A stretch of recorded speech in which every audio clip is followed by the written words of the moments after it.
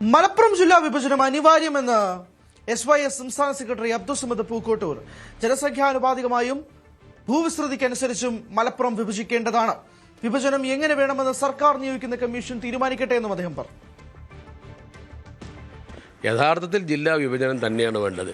ഒരു ജില്ല വിഭജിച്ച് 2 ജില്ലകളാക്കുന്നതിന് പ്രധാനമായും മാനദണ്ഡമാക്കേണ്ടത് ഒരു ക്രൈറ്റീരിയ എല്ലാത്തിനും ഉണ്ടാവും. ഏറ്റവും പ്രധാനമായി ഒന്ന് ജനസംഖ്യ, രണ്ടാമത്തേത് ഭൂവിസ്തൃതി, മൂന്നാമത്തേത് സംസ്ഥാനത്തെ മറ്റ് ജില്ലകളുള്ള കമ്പാരിസൺ, താരതമ്യം. ഇത് 3 നമ്മൾ പരിശോധിച്ച് നോക്കുമ്പോൾ നമുക്ക് കൃത്യമായ കണക്കിലൂടെ നോക്കാൻ കഴിയും. കോട്ടയം ജില്ലയിൽ ഏകദേശം 20 ലക്ഷത്തോളം ആളുകളാണുള്ളത്. അതുപോലെ കൊല്ലം ജില്ലയിൽ 27 ലക്ഷത്തോളം ആളുകളാണുള്ളത്.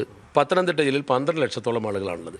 ഈ 3 ജില്ലയിലെ ജനസംഖ്യ കൂട്ടിയാൽ ഏകദേശം മലപ്പുറം ജില്ലയിൽ അത്ര വരും, 50 ലക്ഷത്തിലധികം വരും. അപ്പോൾ 3 ജില്ലയ്ക്ക് ലഭിക്കുന്ന ഫണ്ട് 3 കലക്ടർമാർ നിയന്ത്രിക്കുന്ന ജില്ല, അത് ഒരു ജില്ലയായി ചുരുങ്ങുകയാണ്. അപ്പോൾ ജനസംഖ്യാടിസ്ഥാനത്തിൽ വിഭജിക്കാൻ എപ്പോഴോ മലപ്പുറത്തിന് അവകാശമുണ്ട് എന്നത് ഒരു യാഥാർത്ഥ്യമാണ്. രണ്ടാമത്തെ ഒന്ന് ഭൂവിസ്തൃതിയുടെ കാര്യം പറയുകയാണെങ്കിൽ ചതുരശ്ര കിലോമീറ്റർ കണക്കാക്കിയാൽ ഇപ്പോൾ നേരത്തെ പറഞ്ഞ കോട്ടയം ജില്ലയിൽ 2208 ചതുരശ്ര കിലോമീറ്റർ, കൊല്ലം ജില്ലയിൽ 2491 ഏകദേശം, അതുപോലെ തന്നെ പത്തനംതിട്ട 2642 ചതുരശ്ര കിലോമീറ്റർ. നേരെ വെച്ചാൽ മലപ്പുറം ജില്ല 3550 ചതുരശ്ര കിലോമീറ്ററാണ്.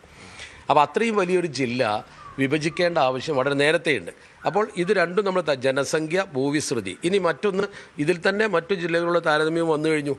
ക്രൈറ്റീരിയ പറഞ്ഞ 3 നമ്മൾ പരിശോധിക്കുകയാണെങ്കിൽ എപ്പോഴോ വിഭജിക്കണം. അതുകൊണ്ട് ജില്ലക്ക് ഫണ്ട് നഷ്ടപ്പെടുന്നു, ജില്ലയിലെ ജനങ്ങൾക്ക് സൗകര്യങ്ങൾ നഷ്ടപ്പെടുന്നു. ഒരു ജില്ലക്ക് അനുവദിക്കുന്ന ഓരോ സംഗതികളും 3 ജില്ലകളിലായി വിഭജിച്ച് കിടക്കുന്നത് ഒരു ജില്ലക്ക് മാത്രം ലഭിക്കുന്ന ഒരവസ്ഥയാണ് ഇപ്പോഴുള്ളത്. അതുകൊണ്ട് അത് തിരുത്തപ്പെടണമെന്നാണ് ശക്തമായി വാദിക്കാനുള്ളത്. കൂടുതൽ വാർത്തകൾക്ക് News 18 Keralam YouTube channel subscribe ചെയ്യുക.